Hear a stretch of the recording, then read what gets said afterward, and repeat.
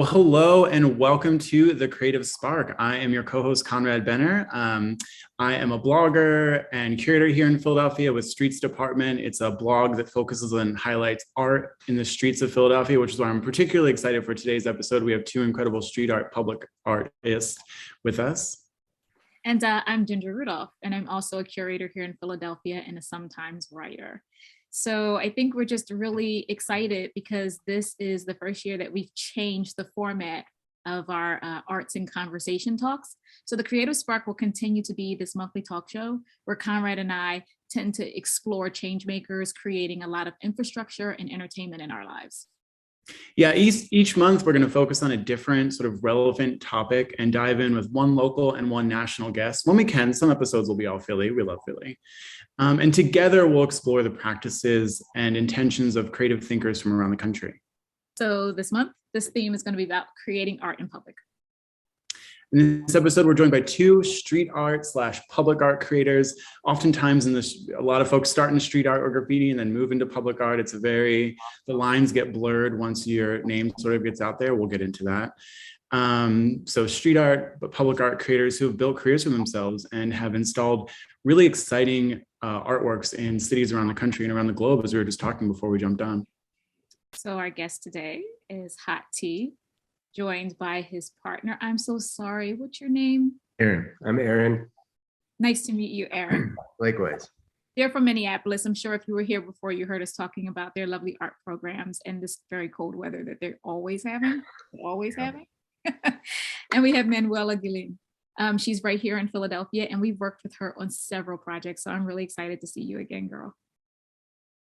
And Ginger and I have talked enough, so we would love for the two of you, or the three of you, to introduce yourselves a little more extensively. So talk to us about your art practice, a brief bio, if you will, and we can start with Manuela. Hey everyone, my name is Manuela Guillen. I'm a visual artist here in Philadelphia. I'm also an art educator to sixth graders. I was born and raised in Florida, lived in Jersey, moved to Philly back in 2016. I started making art really young and got into mural public art after I lived in Mexico, or I kept visiting Mexico. I kept going back and forth, but then I ended up living there, made public art, came back and just kept going. And that's pretty much it. I don't have a super lengthy bio. And HOTTEA, how about you? Mm-hmm. Sorry, I had me on mute. So I I began as a graffiti writer in 1996. So I was a graffiti writer for about 15 years, until I started working with yarn. And it really wasn't until my my education at MCAD, the Minneapolis College of Art and Design, that I really got interested in installation art.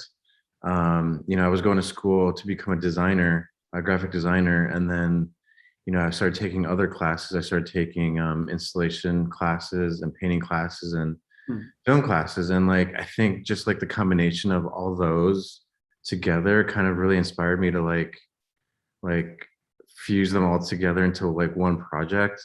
So in school, I started doing installations, and they turned out in my mind, I was having more fun doing that, and then combining my design background as well. So after I graduated, I stopped doing graffiti art and kind of started doing my installations. And we started using yarn, which was inspired by my grandmother. And I just kind of went from there. So. And when do you think that street art stuff started? What year was that? That was around 2008, 2009. It was, we were just doing small letters, maybe 2 inches by a foot long, just little yarn letters and fences. And then I just kept looking at the fence. I'm like, this is a grid. This is what I learned to do typography on. So I just took the grid of the fence and put it on the computer and then just started designing typography on there. And then after I figured that out, that's kind of, I think, when my street art just really took off, is like there was just so many possibilities, you know, to the fence. So then, yeah, I just kind of went nuts with it. Yeah, I was gonna say my phone's ringing, of course. I was gonna say we were talking about it briefly before, but it is like you're both very different artists, Manuela and HOTTEA, but there's one area that crosses, and that's the medium that one of the mediums that you use, which are fences. And it's such an interesting like medium to use as like a street artist. And for those who don't know, like to back up a little bit more, right? When you're making art in the public space, there's generally like two categories: commissioned and non-commissioned. And on the non-commissioned side, you have graffiti, and then street art, which is sort of everything else outside of graffiti that's non-commissioned. So when we're talking about non-commissioned work, you know, even if it's on a fence, you know, you didn't get permission to do it necessarily, although eventually sometimes you do, because then you kind of make a name for yourself. So Manuela and then HOTTEA, could you talk to us about like why fences? Like how did fences draw you in, and what do you do on the fences? Because you do different things. So I forgot to mention this. So I started making installations, maybe, well, I feel like the last 2 years is always like a blur because of the pandemic, but, it was the summer of like 2020, and and like, I think before that, like I was always like doing murals, just paintings, like murals, but I started using fences, when I took the studio class at Moore, and it was just for like art education. But I showed them my art, and I showed them my street art, and they mentioned that my work had this like safe space, soft element that didn't really match like the typical graffiti street art like style. And they kind of just said like, you know, challenge yourself to, you know, turn it into something else that makes more sense. I began painting on canvas and shower curtains and a bunch of different fabrics. And I wanted to like give this feeling of Shower like, curtains? yeah, I did paint on I've shower never curtains. heard of that before. That's so interesting. There was a lot of trial and error, and I'm also, I don't have a lot of money. So I was like, oh, this material could work. The shower curtains didn't work super well because like eventually things started chipping away. So in the area I live in, I kept going to this garden during the summer, and I noticed that there was like developers building condos all over the place, and there was these fences. And like when I saw these fences, like it just reminded me of how it kept things out. Fences are meant to keep something out or to keep something in. I kept walking around my neighborhood, not only in this garden, but then this across, across like right on Girard, there was another fence, again, like a huge lot that could be turned into anything for the community, but again, a fence keeping everyone out. The first one I made was inspired by my background. I come from a family of immigrants. So I painted a woman, and the text "You Belong" was like kind of like wrote into her dress and into her body. And I wanted again to like let people kind of have this moment where possibly this curtain surrounded by these colorful fabrics, there was a moment that you could like walk in, that you were allowed in. And the first one I made, I really, I don't know, it made me feel kind of powerful, and like I was like impacting a bunch of people nearby, because people would just stop and stare and just watch like how things float in the air, like these fabrics and these colors, and then the light would hit the shower curtains. I mean, that was probably my favorite material because it was like transparent and very intimate. And then when you got closer, yeah, there was like that moment where you're like, can you go in? But then of course this fence is there. The second one I ended up doing was at this community garden, well, near a community garden again. They were building literally condos like all around the community garden.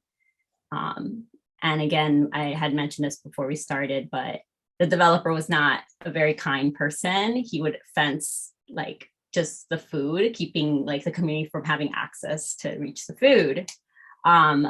So again, I felt like this was a mix of like street art, but like something political, something like a, you know, FU to the developers in the city. So yeah, the fence, yeah, just again, just an interesting like surface to work on. I've never done it before, but yeah, just wanted to kind of challenge it to let people come in and be welcomed. I like that community aspect. It reminds me so much, like we're talking about it, but I started following HOTTEA in like 2014. It was when you used the tennis courts. So they were disused courts. And I Hmm. thought it was brilliant because not only I guess I couldn't wrap my brain around. I was trying to think to myself, like, did he just choose the tennis courts because it was a really cool place to be? But then I noticed all of these other articles coming out and mentioning the fact that when we're in urban communities, a lot of times we're not using the courts because there are no nets there. Hmm. And so now you had created the net, and then all I could see was all of these beautiful children coming in with their tennis rackets and actually finding that court usable. Hmm. And that's when I started to think to myself, like, look at all of these different ways that public art can actually be very useful to a community and have or serve two purposes. So I just want to say, big fan since like day one. I feel it's been lovely to see this evolution.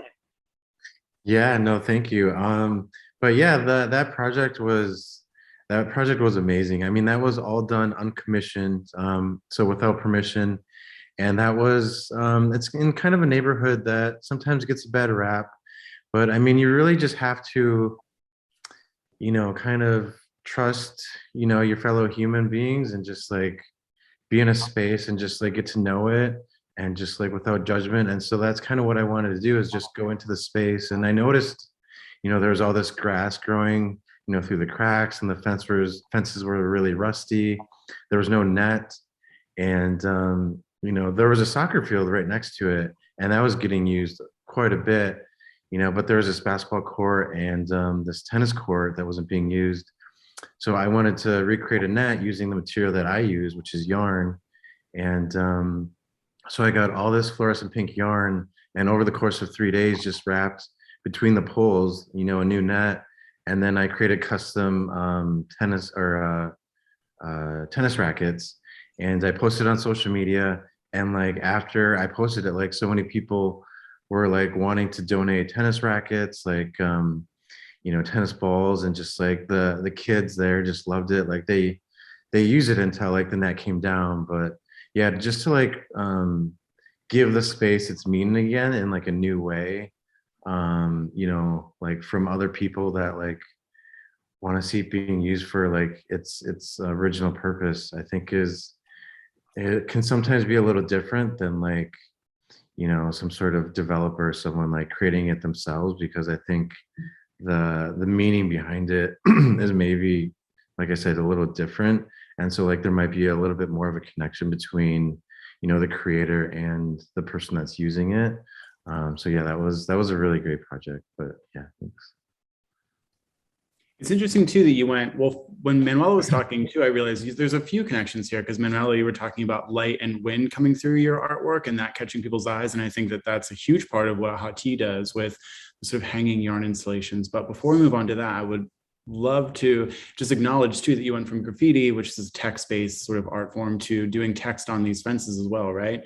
So what were some of the words you chose and why was it so hard for you to get away from text at first? Yeah, so that's a really good question. I as a graffiti writer, Nothing against text. I want to be clear. I'm pro yeah. everything, Right. but yeah. No, of course. I still do text too. No, I just as a graffiti writer, I really wanted to merge the two worlds together, letters with public art, because as a graffiti writer, you're like painting trains, like side of buildings, billboards, whatever. And so I kind of wanted to keep that spirit, but I didn't want it to be graffiti, because like I was like always paranoid all the time doing graffiti, and like I didn't want to go to jail, and that's like all part of it. But like so it's like, well, why am I doing this if I don't want to like have any of these things happen? So like I eventually did get caught. Like I got tasered. I think it was like 4 times. I was held in jail for 3 days for probable cause, and that was my second time being in jail. So I think after that, like I just kind of had an epiphany. I'm like, you know what, this is like not for me. I need to find a new outlet. And so that's when I started doing, the yarn on fences. And part of me still really craved letters. So I think in the beginning, I started designing, like I said, letters with the grid of the fence. And I don't know, there was just something really satisfying about just like riding my bike and just seeing like a really big word woven in the fences, because it wasn't like graffiti. Like you kind of expected, graffiti to be on a wall, because we're just so used to seeing that. But like when you see yarn like woven to the actual grid of the fence, like it's like part of it, like to me that was really satisfying. And like I could go like really big because I was doing these during the day, so I could create like these really big like blockbuster type words, and I could do any word I want. And Aaron and I recently went to Las Vegas, and we're trying to think of words to do, and we're like, well, let's make them all money related. So we started, or not only money related, but related to Las Vegas. So we did like mortgage, we did prime rib, because there's like all these buffets that were advertising prime rib. What are some of the other words we did? We did bills. Mhm. What was that phrase we did? Fake it was another Yeah. one. Yeah, fake it till you make it, because you're in Vegas. So it's just really fun, I guess, to do, these words that are isolated, and you're driving by and you're like, why does this say prime rib? Like, like, and just the fact that it's on a fence with yarn, just like all the like different elements combined into one, is just to me, I feel like it's kind of interesting. But yeah, so that's kind of why I was starting, or that's why I did letters, and that's why I kind of still continue to do letters and words, just to like kind of draw attention not only to the surface it's on, but also to like the word that's being called out. I always love this, like the Batman that just came out. Like, what is the origin story here, right? So like, what made you go from one thing to the other? And Manuela, you mentioned when you were in Mexico, it really wasn't until you were like visiting Mexico more that you started doing murals. What was that like origin story of like, how did you get into murals? Were you just walking around seeing a bunch and thinking, I want to do that? It was something like that. It was like that. Even at that time, I was a painting major, and my paintings were kind of dark, a little dull in color. They're not like what they look like today, which they're like soft, vibrant, tropical colors. I think from moving from Miami and then moving to Jersey, like affected me as a teen. And I think I like started like repressing a little bit of like who I was like culturally. Something about Florida and living in tropical places, because I've actually lived in a few tropical islands and tropical places. One was Dominican Republic, and then Florida. Funny story, I think I've told you this before actually. I like spontaneously like went to Mexico and then ended up getting kicked out of a hotel. I didn't do anything wrong, but I like stayed with this family, a local family in Mexico. And they showed me around this Isla Mujeres is the island I stayed, and other parts of the Yucatan. But the colors, I don't know, there's something not only about seeing murals everywhere, but seeing the buildings and every color you can think of. And it didn't even like have to match. Like you'd have like yellow, purple, pink, blue, brown, like all in one house. And I don't know, I like when I got back home, back to Jersey, and I was still a painting major, they like stuck with me. Like my paintings went from like these like cloudy, dark grays to like just very bright and overwhelming amounts of colors and patterns and shapes. And I started telling, whoever would listen to me, I'm like, I think I want to paint murals. And like eventually somebody heard it, and they were like, I have a wall for you. And the first mural I've ever painted was in Atlantic City, like near, like right in front of like the Trump Plaza. But the area I was in was, again, an area where there was a lot of Latinx folks. And I started painting these figures that like of like different women, and like I don't know, like represented my culture, but also like when I was in Mexico.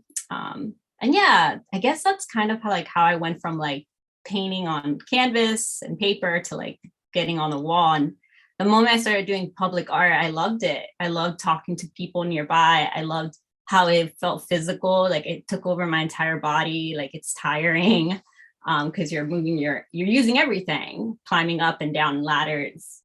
And I wanted to keep going. I went from murals, and then eventually I decided to do like a little street art. But yeah, it's been a fun process to see that. That's been really cool. I think what's really interesting about both of your careers is that even though you've gone further and you've had like corporate sponsors or done or work like Manuela, you did that beautiful t-shirt for Old Navy Project I like, yeah, wear mine a lot. And Hot Tea, one of my favorite installations at Scope, being in Miami. And I think it's what I really love about it is that you guys still have the energy of public art in these spaces. So I see it and I feel like, is it intentional? Like, are you still trying to capture that energy and spirit of what you put out in the street, even though you're coming into more refined, so to say, places? Because, you know, when we first walk into Scope, I always wondered about like how that commission comes about. What exactly are they asking you to create before you go in and we start selling these thousands upon thousands of dollars pieces, you know? But when we come in, I have to tell you, it's selling in a booth that energizes us during the day to see that blowing in the breeze and walking underneath that before you go into this like hard day's work. And I think to myself, like, oh, that's for us. You know, it feels like that the same way I feel when I went into a store to buy Manuela's tea. It's like, this is created for the people. And I'm just wondering like how you feel about those type of commissions. Well, and Ginger, for those who don't know, what is Scope? And I'm going to try to pull up the image from my background. Yeah, so Scope is an art fair where they're selling art that starts at probably a couple of $1,000s up to maybe a couple of $100,000. And it happens every year in Miami, and Scopus happens on Miami Beach. So it's a very, very interesting fair. And a lot of times you're just sort of like beating the pavement in an urban city to get to a fair, but Miami is walking on the beach, you know, and as soon as you hit this erected tent, it's this beautiful, beautiful hot tea installation blowing in the breeze before you go in to buy if you can. But yeah, it's a hoity-toity fair, right? It's a long way of saying it's a really hoity-toity fair where people buy art. But yeah, no, I'm glad you brought that up. Thanks, Conrad. Yeah, that was the first year I did it, and shout out to Alexis and Think Space Art for curating that.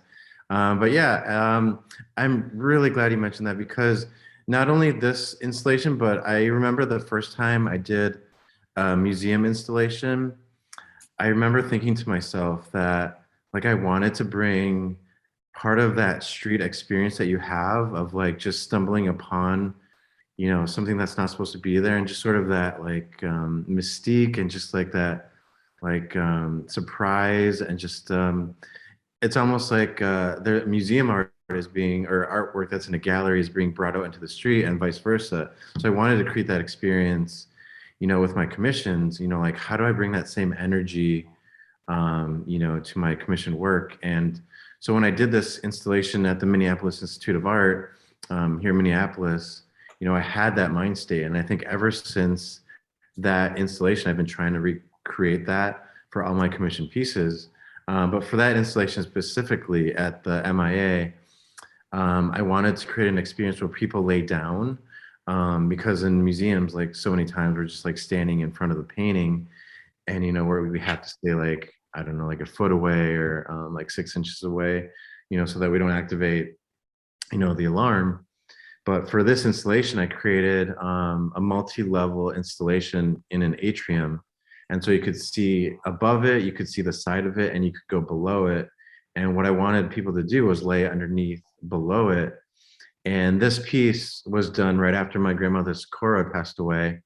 And I titled it Letting Go. And it was kind of my recreation of sunlight, because I had this memory of like in the summer, just laying under the trees, like after a bike ride, and just like feeling, you know, the sun, you know, through the trees, laying down.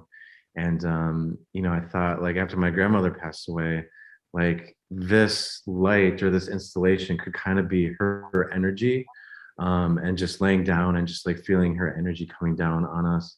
And so I put like some faux grass or astroturf, like a big circle of it underneath the installation. And like I think we put up a sign saying like feel free to like lay down, interact with the installation. And people didn't even read the sign. They just walked in and immediately like went down to lay down underneath it.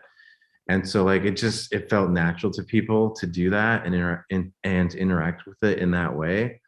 So yeah, ever since that installation, I've been trying to create that. And like with scope, like I just wanted to create a sense of awe, just like as you walk in, like that scene uh in Willy Wonka when like he opens up the doors and like everyone's just like looking at the candy just everywhere.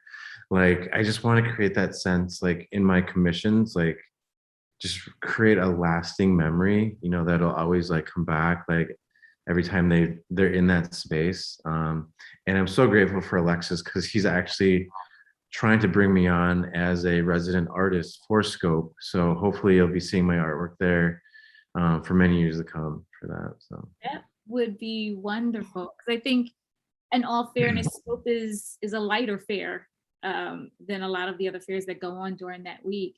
But I think that the both of you make this look really easy, but sometimes it's really hard to translate your art for both audiences, right? mhm. Because people tend to think that public art can't be in this realm and vice versa.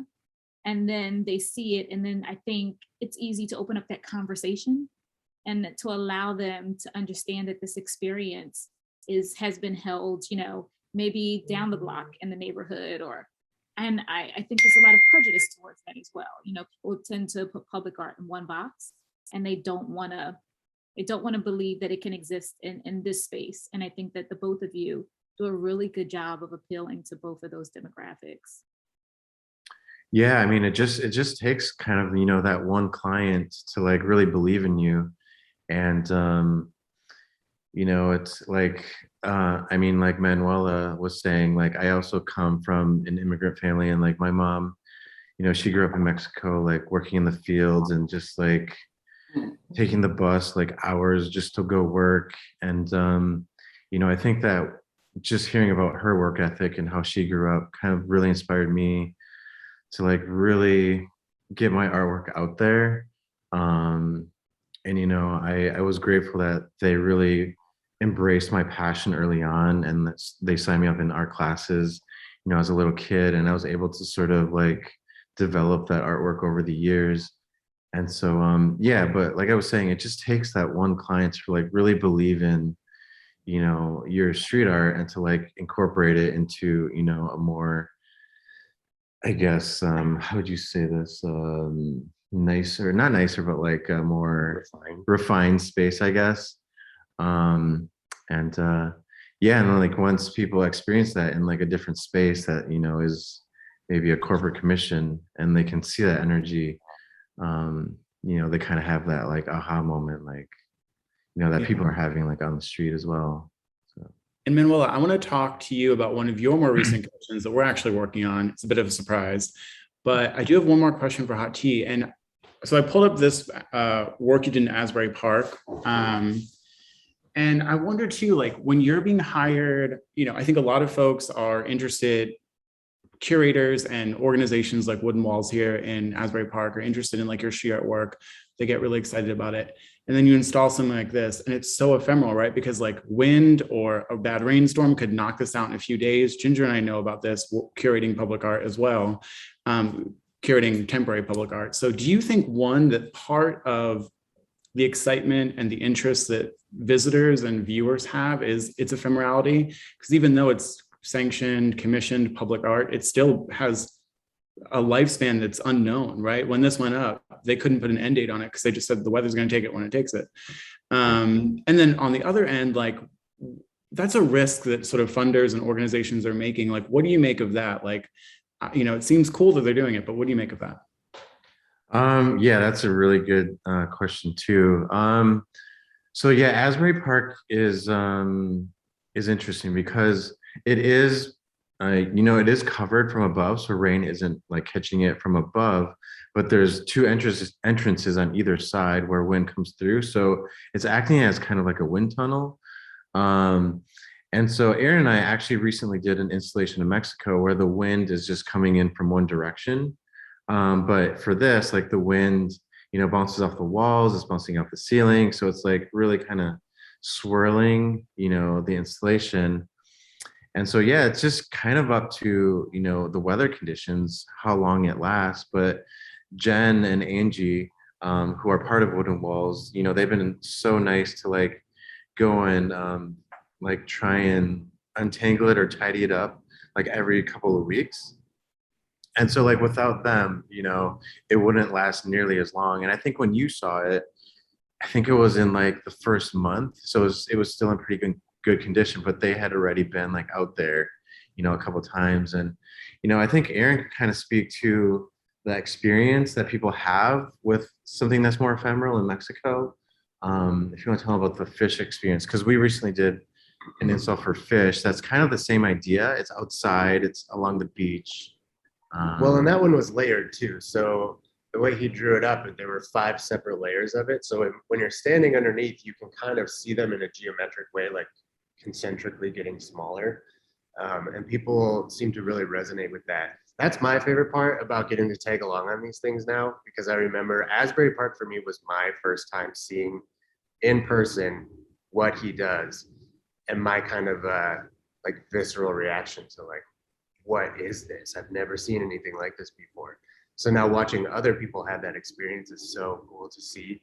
And this one in Cancun was great on its own because of the different colors that we put into it, but also with the lighting that they put up that would constantly change. But people were really taking to this right away. And it's where it was right at the entrance. So you can't miss it. So people were kind of like having to go by, but they were also choosing to stay there. You know, they could easily go around and just go right up to the stage, but people were kind of taking it upon themselves to take the time underneath it. So that was just so cool to see. And people, I mean, they didn't know that it was us. We were hanging out there, of course, because it was like this cool thing for us to just experience as well. But to hear people and their comments and just their reaction to something like that is so fun to hear and see. And Manuela, I just had, oh, where did it go? Speaking of like being commissioned, you know, being recognized and noticed for like your street art work, your mural work, and then being hired by organizations to do commissioned work. You were recently hired by Mural Arts Philadelphia with me as curator to do a series of posters around food justice. So this is not yet released. I'm actually not even showing probably the final version. This is like the current mock-up, probably the final. So can you talk to us about, you know, what is it like? What is your process for being approached by an organization like Mural Arts or me and saying like, we love your artwork. Like, what do you think about this idea? And could you make something for it? You know, this is a poster. And the idea is people's private windows are kind of this quasi-public space. They can put things in their poster, communicate things to their community.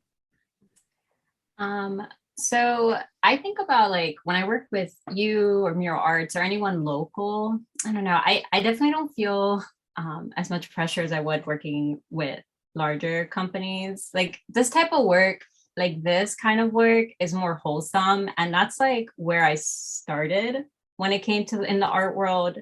And just like my personality in general, like I've always been the type to be there for others. I like grew up I'm like 1 out of like 5 or 1 out of 6 actually girls in my family. And like, we're all like, you know, we work hard, we sacrifice a lot. And I've never pictured myself doing anything other than like being there for others. It even explains why I do the work I do, even as an educator, why I think I shouldn't even say this, but like I have had opportunities to leave, but I can't leave the students and the community I've built there. But this work, it's lovely to kind of just connect with as many people as possible. It's nice to see that people can all participate in public art, even if it's just hanging up a poster on their window. But yeah, I find this work just like truly heartwarming and wholesome.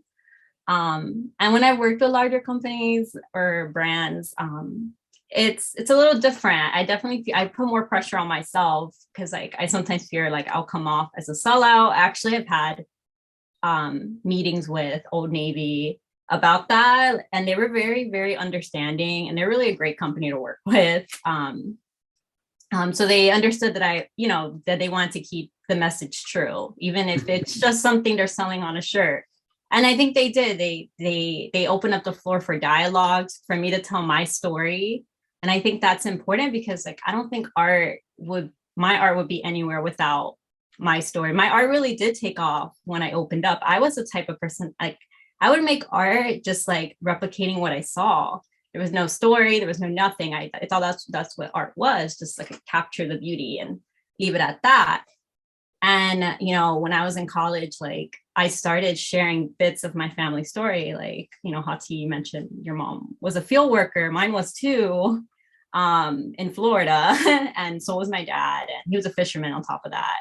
And like, I never wanted to tell people about that because I went from like Miami to South Jersey, and it was like a very white area. And I was embarrassed to tell people about what my mom did for a living. But yeah, when I started when I went to college, I was like, I'm going to start telling this story, my immigration story, and like this feeling that I have for my community, for my history and my ancestors. And yeah, I just love how like the evolution ended up turning into like, it made sense that eventually I would do community work. It just, to me, it made sense because I'm sharing a part of myself, and then people will look at something and share something about them, or they'll look at the art and it means something different. You know, a lot of people have reached out to me recently about the installations and illustrations I do and the figures I make. And many people will look at one image and be like, I see myself in this. And it would be different people with different body types, skin types, backgrounds. And I just think that's really special and beautiful to see that. But yeah, overall, I do want to say like, love working more home-based stuff, local stuff, as much as I love getting the brand stuff, you know, because that's kind of cool, you know, getting recognized. But I don't know, it's definitely more wholesome when it's smaller. But you know, I don't know, might be cool to get more big stuff. I don't know. Those stories translate because, like you said, when you tell your stories on Instagram, I love it when you're in the kitchen that you painted and then you just talk to us about your day. And it's always a small little something that you've loved, that you've painted on the canvas, but it makes me feel like there's a connection because that's what I want to see in my public art. Like, I want to know that I'm working alongside of an artist who's truly there, committed to the community, wanting to use art to make change. And I think never make light of that. I think that's why you're one of my favorite artists. You know, it's just working with you. I feel that, you know what I mean? You give that off. And yeah. It's true. I like with HOTTEA, I could understand why people feel so connected to your work. I didn't know these stories behind it, but there is something very different when you experience a certain type of public art. And I think that the best public art does have a story and a connection to the people that are meant to see it. I mean, and that being said, I'm wondering, what are some of your favorite projects? For Manuela or me, or for us? Both of you. Okay. Jump in. Manuela, do you want to go first? I was like thinking, the first one that comes to mind, I want to say like, there was one I did in Mexico. I taught in Mexico for a bit, and they assigned me to a summer program to teach English. And I was like, oh, I have an art background. Would it be cool if we made art? And I don't know, I ended up talking to the right people where there was like a wall we can paint on. And I was like, oh, I'm going to get these sixth graders to paint a mural. And I never painted with kids a mural. By the way, these kids were hardcore. Like when it came to paint, like they were climbing on the walls, I swear. And like, they did such a great job. But that was my favorite project because like I funded it. Like I asked, I tried to collect money and supplies and food and water for the kiddos. We only had 3 days to paint it.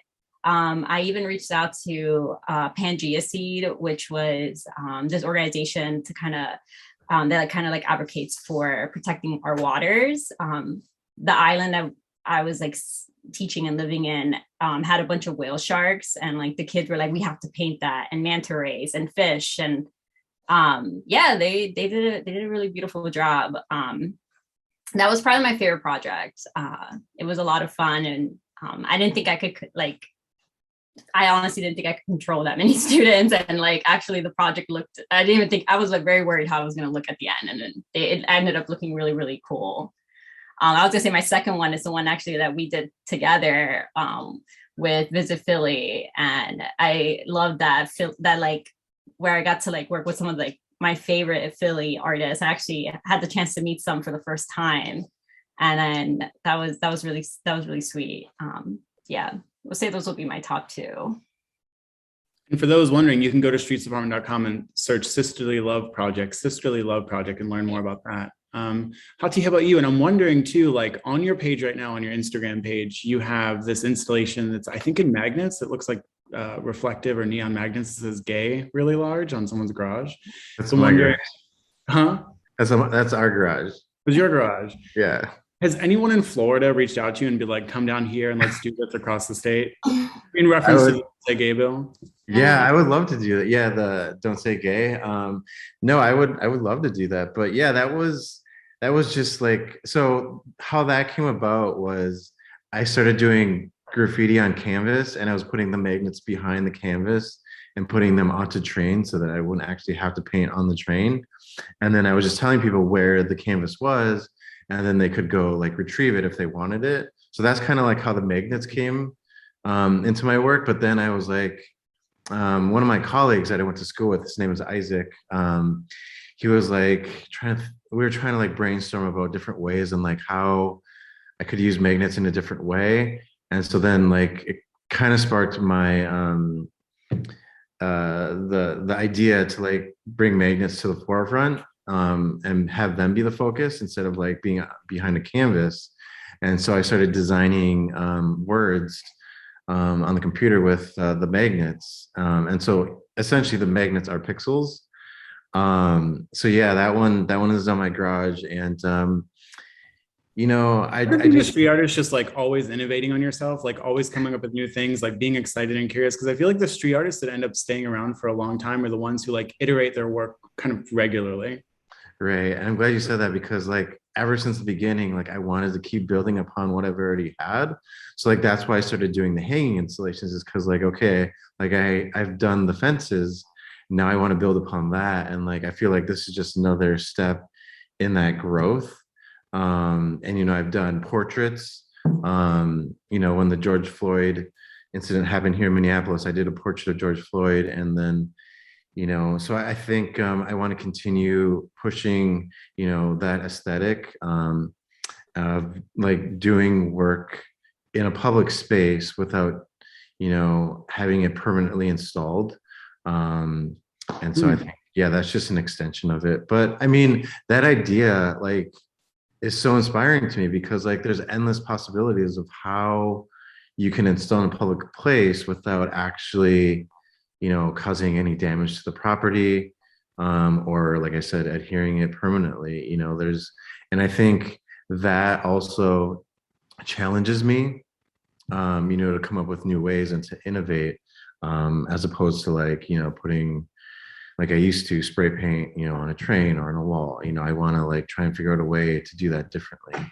But we wanted to mention our two favorite pieces though, really quick, if we can. So one of my favorites is was on the Williamsburg Bridge in New York City. That one was called Rituals. And what's why I love that piece so much is because in New York, it's really, for me, I think it's challenging for, you know, commuters to like stop and to look at something and be inspired and just like to take it in.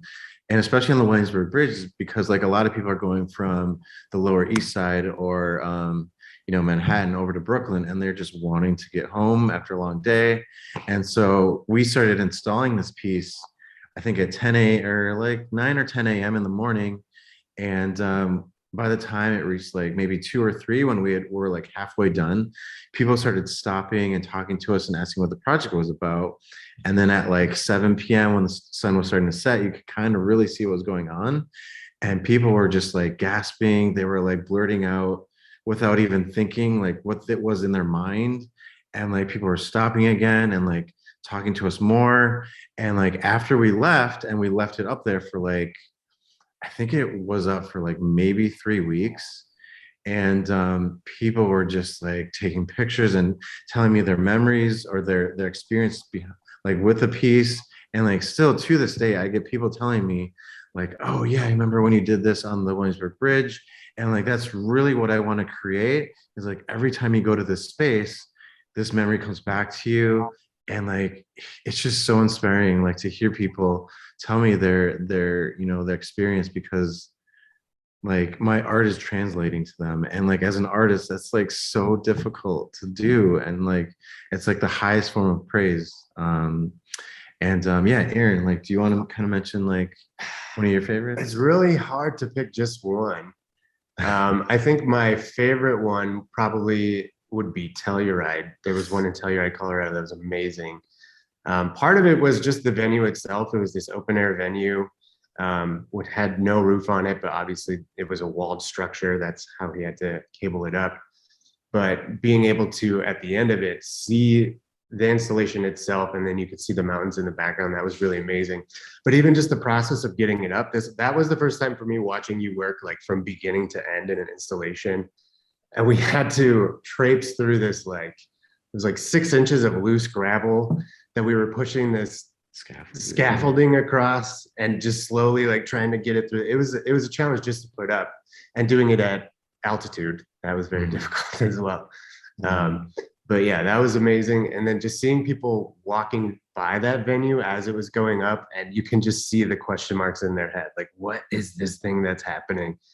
A lot of them ended up coming around after the doors were kind of open, and actually then being able to see what it was and see their reaction to it again. That's definitely my favorite part. So, and we met some really amazing people there too. And I think you're still in touch with. Kate, Jared, Geneva, all those people, they're just great. So anyways. So we only have a few minutes left, and I'm hoping there's some questions maybe from the Peanut Gallery. Feel free to type your questions if you have them. If not, I'm sure we have more questions. I mean, I have one about social media. Should I ask it? I think you're going to, though. Okay. Well, so one thing I've noticed about both of you is that you're both really good at social media, and this is like a regular thing with artists, you know, this idea of like, how much time and effort do you put into social media? Manuela, you're putting a lot of time and effort into TikTok. As Ginger said before, you're a really good storyteller, and you're really great at telling your own story. So like, can you both reflect on that? Maybe starting with Manuela, like, how do you decide how much time to put into social media? Because I think a lot of artists see it as grueling. A lot of artists see it as work that they don't necessarily want to do. I know artists who like want to hire interns to do it. When, I don't know, I feel like we live in a Warhol era where like your social media and you are your art, and it's all together, and you just gotta be your own promoter, even no matter how big you are, you know? So Manuel, talk about that. Like what kind of energy do you put into your social media? What's your sort of strategy there, if there is any? And why are you doing so well on TikTok? So first off, I think the internet, it's a love and hate for me. Like, one, I love it because I have met some amazing folks on the net. But I've also had my art has reached tons of people that I never thought would see my work. It is, I working full time as a teacher, and then like coming home knowing that I have to post at least, to stay relevant, it's a lot. But I don't know, I'm trying to change my relationship with social media, like not to make it so like, I guess, perfect. Like I don't always have to do my hair or my makeup. If I can just do it in my kitchen, poor lighting, and just make, create some, just show them a little bit of my life. Like, oh yeah, I'm painting this mural in this kitchen, or packing an order, which I already was doing. Just take out the camera and do it. But yeah, I want to say like, it is a lot. The internet can be a very exhausting place sometimes. Yeah, I'm still trying to find a balance right now, actually. When it comes to the internet. And now I'm on TikTok. My students got me on that, actually. They were like, you should try it. So they were actually teaching me how to use it. Sometimes I would show them my phone and be like, all right, tell me what this looks like. They all think I'm an old head and I'm super cringy. They're like, geez. But the students started giving me tips, and I started following. They're kind of a little bit like my interns, actually, my social media interns. 11 and 12-year-olds and 13-year-olds. And they were the ones telling me, they're like, you have to do voiceovers and lip singing. And I'm like, no, I'm not doing this. And then I started doing it. I'm not even embarrassed anymore. There was like, I was worried that people wouldn't think I was cool anymore. And the mystery was gone. And now I'm like, whatever. I've always been kind of funny. I'm like, you know what? Maybe people should know. They should know now. Forced you. He forces everybody to do TikTok. That's his lead at dinner. You have TikTok, right? You're on TikTok? You need to be on TikTok. You know why? Because I saw it with Instagram. I saw it like I built an Instagram audience really quickly over the first couple of years, and I've now well over 100,000. And to this day, I get sad when I see like artists be like, "Oh, it's so hard to build an audience on Instagram." And I go, "Yeah, because you had to kind of be there in the beginning. It's just the way these platforms work.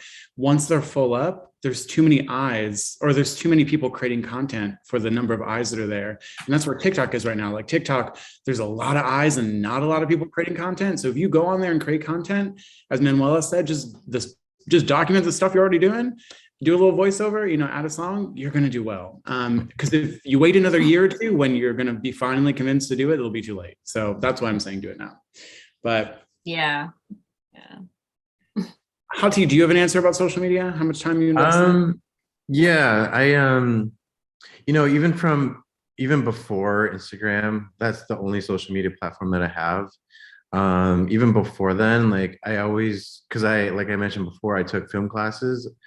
And so I've always been really interested in creating a narrative or a story or with a video.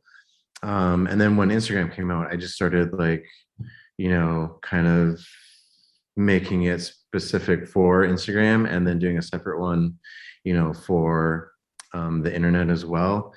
So, but yeah, so I think the time that I invest in it is pretty like a good amount of time.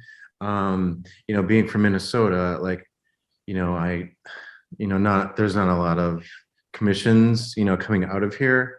And so like a lot of my work comes from like the West Coast or East Coast or around the world. And so I think for me, it's really important to put my work online and on social media, because that's how, the wider audience is going to see my work. So yeah, it is pretty important to me, I suppose. So we have 3 questions in the chat, but I want to respect everyone's time. I don't think we have time for each of you to answer 3 questions. So if you'd like to maybe pick one. So there's one about what's your dream project, another one about how do you pay for the non-commissioned work? I think we know the answer there. You just pay for it yourself. And then the other one is this is an artist here in Philly, how do they break out of the $10,000 range of commissioned artwork installations? I feel like that's it often seems like a comfortable spot for nonprofits and granting organizations, but how do you get bigger than that? So is there one of those questions you'd like to answer as we wrap up in the next minute or two? I mean, I would love to touch on the first one, and I'd love to touch upon all of them. I mean, I can do them really quick. Okay, sure. So that's for Sandra. Hi, Sandra. We'd love to work with water. So maybe Aaron and I were talking about this, like creating a grid on the bottom of like a pool or something where the waters may be dark. So I don't know how that would happen, like in the shade or something, but like there's just fishing line coming off of the grid and there's little bobbers on each fishing line. So like it's just like a big bed of just circles, and then they would just move with the water. So that's kind of a dream project, is to create something within water. Second question, how do you find the funds to create non-commissioned installations? My answer for that is to use yarn because it's really cheap, and you can get a lot of it. And yeah, I think that was kind of my thing, because it was so cheap. And if you're doing it in a public space, you're just doing it without permission. So the price you have to pay is like getting in trouble. How do you price your larger installations? For me, it's all about believing in your artwork and just like, taking that next step of just like saying, okay, like, yeah, I could potentially lose this commission, or I can actually value my artwork to what it's worth. And for me, like, I just had to bite the bullet and like either lose it or keep it. And I chose to price my work to where I thought it was valued, and, other people could see that value. So yeah, I think that's kind of the major thing. Yeah. I have one thing to say about that water thing. I think it should be like a HOTTEA water ballet collaboration, like a nice promo. That would be beautiful. Just I'd be like, into that. you know what I mean? Yeah, Out there. that sounds awesome. To answer Sandra's question, I think a dream project with me would be to work with light and projectors. That's something I talked about once before I started doing the curtain installation. I also am currently experimenting with music. I'm making experimental stuff, and I kind of want to do something with all of that combined, light, projection, music. That would be a dream project if I have the space and time. The other question, how do you fund non-creative commission or non-commissioned installations? That's when I started painting on shower curtains because it was cheap. Honestly, I just try to use what I have. And, you know, sometimes canvas is expensive, but if you go to home, like, you know, hardware store, Home Depot, one of those, like you can buy like the canvas that they put on, the painters put on the floor. And that like works the same. So yeah, just kind of just thinking, you know, kind of thinking more like smart, I guess, and like possible options. They're trying to use different pathways, and some things will work out, some things won't, but that's one way. And then Simon's question here, I'm actually trying to stand my ground when it comes to pricing my work. I actually turned down a celebrity recently because they did not want to accept my rate. And that was Name names. Just name names. Nope, No. I can't. I'll tell you later though. I'm off the record. But they wanted me to paint 50 tiles, hand painted. And I asked for the rate I thought that would be for my time and labor. And also they wanted it in like 3 weeks. And they refused to pay me that. They asked for very little. And I was like, I guess we're not moving forward. Good for you. Yeah, I was like, you know, it's okay. Not all opportunities are good for you, and they don't align with your higher self and your higher goal. So it wasn't meant to be. I think people need to hear that, right? Like they need to know that it's important, that it's a form of self-care, that we value ourselves enough to say, I have a hard stand on that. And I know that we really do need to wrap up, but there's one question I'd like you guys to look at in that chat from Edith. I think that's really important, wanting to know how to connect with other artists and integrate yourself into the art in the city. And while we're waiting for them to read that question, I just want to say thank you to our sponsor, Rave, for allowing us to have these really lovely informal chats with artists. So thank you again for sponsoring this show. But Edith, we're getting those answers for you. Yeah, I'm sorry. Where did you want to go?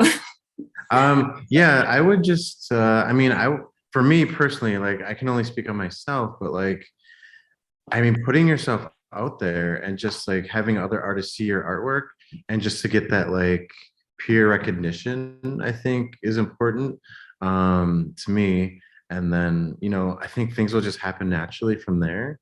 Like other artists will want to meet you and you'll want to meet them. And, you know, that's just kind of like an icebreaker, really. Yeah, I agree. Putting yourself out there on the internet is one way. I've also think going to events is helpful to connect with other artists. I know I met Conrad because, you know, I think I met you at Mission Taco. I think that's what the place is called. Yeah. And yeah, I think I just walked up to you, or I had someone introduced me to you. It was my friend Ilkia. But that was like one way. I feel like going to events and like just, you know, if you're awkward, you know, it's fine. I feel like other artists are awkward. Yeah, just keep going, talk, and just be yourself. And then like the right people will come to you. And yeah, it's really is networking. Go to events, or if you are shyer, like, you know, DM an artist you like or two and copy and paste that same thing and say, hey, could I buy you a coffee? You know, some people might not have the time, but a lot of artists will, and a lot of people do it. Because if you're intimidated with like larger settings, you know, one-on-one is a little easier sometimes. Yeah. And I think we tend to hang out in the same spots. I think we're kind of creatures of habit. So sometimes moving into a new city, it's a real fun thing just to ask someone where the artists hang out at. Sometimes that's just all it takes. You walk in and it's not hard to spot us. But I just want to say thank you to all of our guests for joining us. and that these chats happen every third Wednesday of the month. So please go to muralarts.org and look up the Creative Spark, and then you'll see what our themes are for the next few months. Unless I'm missing anything, I hope to see. Maybe the two of you could collaborate. HOTTEA is yet to install in Philly. We got to make that happen, and maybe Manuela and HOTTEA. Yeah, well, we're gonna be in New York in April, so and we're driving out there, so maybe Aaron and I will drive Yeah. down. How far is Philly from New York? Depends where you're gonna be. Probably like an hour and a half, 2 hours. Not too bad. Really? Yeah. Okay.